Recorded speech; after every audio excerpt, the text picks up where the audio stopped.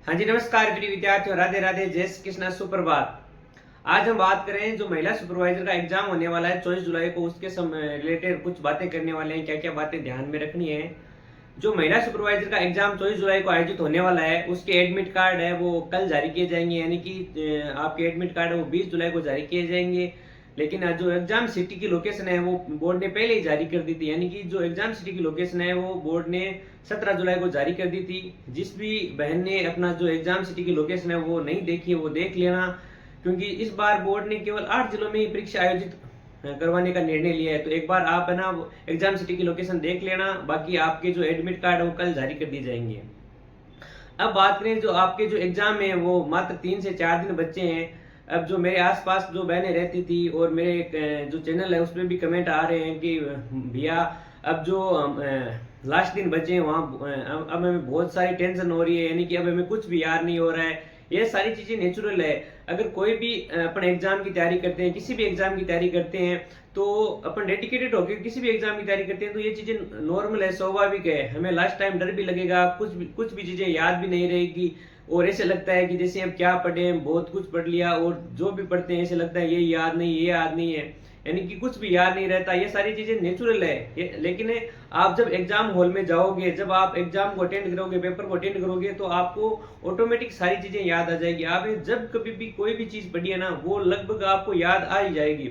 अपन कई बार देखते हैं कि हमें जब हम कितने लोगं से मिलते हैं, बहुत सारे लोगों से मिलते हैं, लेकिन उन सब का चेहरा हमें याद नहीं रहता। लेकिन जब अपन ऑटोमेटिक जब फेस टू फेस कभी भी किसी से मिलते हैं तो हमें याद आ जाता है, हम इस व्यक्ति से वहां मिले थे। सेम प्रोसेस अपने दिमाग है, सेम प्रोसेस है वो अपना दिमाग अपने जो एग्जाम हॉल में करता है। अपन ने जो भी कंटेंट, जो भी क्वेश्चन वगैरह जहां कहीं भी पढ़े हैं, लेकिन हमें याद नहीं आता। लेकिन जब हम एग्जाम हॉल में देखते हैं तो हमें लगभग लगभग याद आ ही जाता है।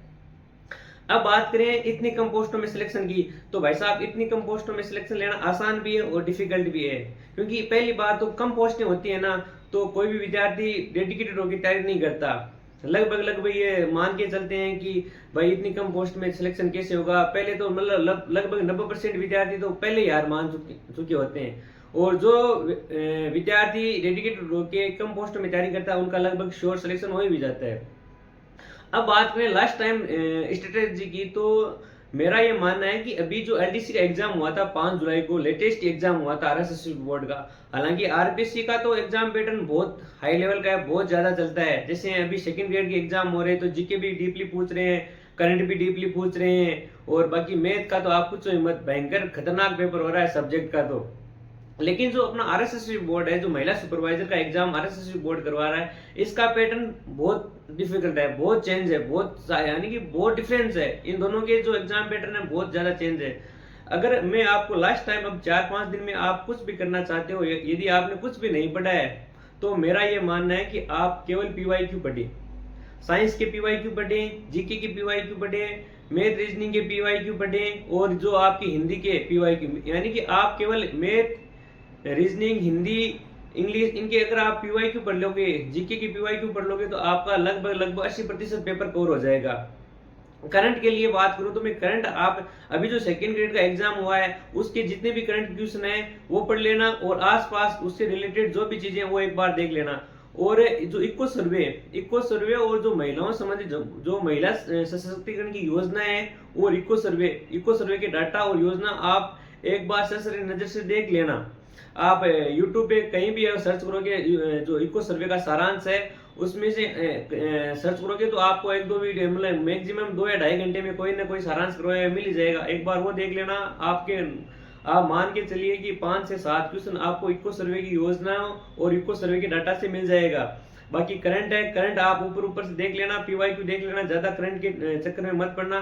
करंट है वो भी लास्ट 2 महीनों के ही पढ़ना, ज्यादातर 90% सवाल आपको करंट के वहां से मिल जाएंगे। और जो बाकी जो आप जो कंटेंट है उसके आप पीवाईक्यू पढ़ के चले जाना, आपके 80% है वो सिलेबस कवर हो जाएगा।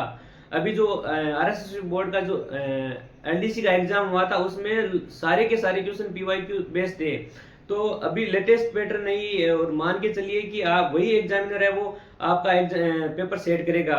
तो आप जितने भी पीवाईक्यू है, जैसे दिशा वाली किताब है, राजस्थान जीके की तो दिशा वाली किताब है, वहां से पढ़ लेना। और बाकी जो करंट है, करंट के लिए अभी पीवाईक्यू जितने भी एग्जाम हो रहे हैं उनके पेपर देख लेना आप। अगर आपके पास अभी पिछले एग्जाम की करंट अफेयर के जो पीवाईक्यू अवेलेबल नहीं है तो मेरे को कमेंट करके बता देना, मैं आपको अवेलेबल करा दूंगा। और मैथ की बात करूँ तो मैथ अभी दो एग्जाम हुए आरएसएस बोर्ड के, एक तो वनपाल वाला एग्जाम हुआ है और जो एलडीसी वाला एग्जाम हुआ है। इन दोनों में 10th बेस की जो मैथ है वहां से क्वेश्चन पूछे, सीधा स्टेटमेंट पूछे हैं। तो आप एक काम करना, ज्यादा तो मत करना भाई, आप यूट्यूब पे सर्च कर लेना, या तो कि 10th बेस के जितने भी फॉर्मूले वो 1 घंटे में लगभग कवर करवाए मिल जाएंगे, या तो आप वो कर लेना, या फिर आप मेरे को कमेंट बॉक्स में बता देना। मैं 10th बेस की जो मैथ के फॉर्मूले वो उनकी सीट में आपको प्रोवाइड करवा दूंगा। आप वो सीट पढ़ के चले जाना, आपके 5 से 7 क्वेश्चन इजीली सॉल्व हो जाएंगे। आप ज्यादा चक्कर में मत पड़ना, मैथ डिफिकल्ट आएगी, क्योंकि अभी जो आरएसएस बोर्ड के 2 एग्जाम हुए लेटेस्ट, उन दोनों एग्जाम में सीधा स्टेटमेंट वाइज क्वेश्चन आए हैं, सीधा 10th बेस की मैथ से क्वेश्चन आए हैं। आप ज्यादा एडवांस चक्कर में मत जाना। जो मैथ के फॉर्मूले 10th बेस के, उन फॉर्मूलों को एक बार पढ़ के चले जाना, आपके क्वेश्चन सोल्व हो जाएंगे, ज्यादा डिफिकल्ट नहीं आएगी यहाँ से। बाकी अभी 2-3 दिन बचे हैं, 2-3 दिन में अगर आपके पास कोई भी प्रॉब्लम आ रही है तो आप मेरे को बता देना, और दिमाग को शांत रखना सब। और सबसे इम्पोर्टेंट बात यह है कि जब जो एग्जाम सेंटर में साथ लेके जाने की बात है तो आप ओरिजिनल आईडी है वो साथ में लेके जाना, आधार कार्ड है, कोई भी आधार कार्ड और फोटो लेके साथ में लेके जानी है। और दूसरी बात, सबसे इम्पोर्टेंट बात ये ध्यान में रखनी है कि बहनें हैं अक्सर वो बाली है, लौंग वगैरह नाक में कान में पहन के चली जाती है, मंगलसूत्र वगैरह, बेंगल्स वगैरह। तो इन बातों को आप गौर से सुनना। जो बेंगल्स है यानी कि मेटल्स की जितनी भी चीजें आप निकाल के चले जाना। बाकी वहाँ बोर्ड पे जहाँ आपको सेंटर में निकलवाएंगे तो आप फालतू में हेडेक रहेगी। और हो सके जितना पॉसिबल हो तो आप लोअर टी शर्ट में जाना।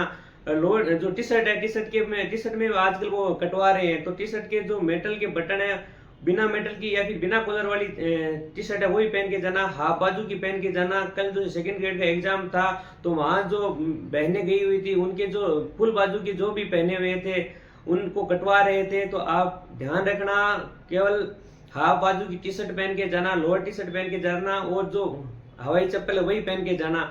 बाकी जूड़े में आप रबड़ डाल के जाना, क्लेप्चर वगैरह सारी चीजें आपकी हटवा दी जाएगी। तो वो और सबसे इम्पोर्टेंट बात यह है कि आप मेहंदी लगा के जाते हो, मेहंदी मत लगाना।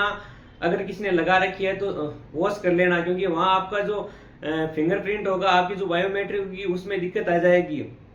तो इन बातों का ध्यान रखना। अगर बाकी और भी कोई भी क्वेरी हो तो आप मेरे को बता देना। आपके एडमिट कार्ड कल जारी हो जाएंगे और एग्जाम सिटी आपने देख ली होगी।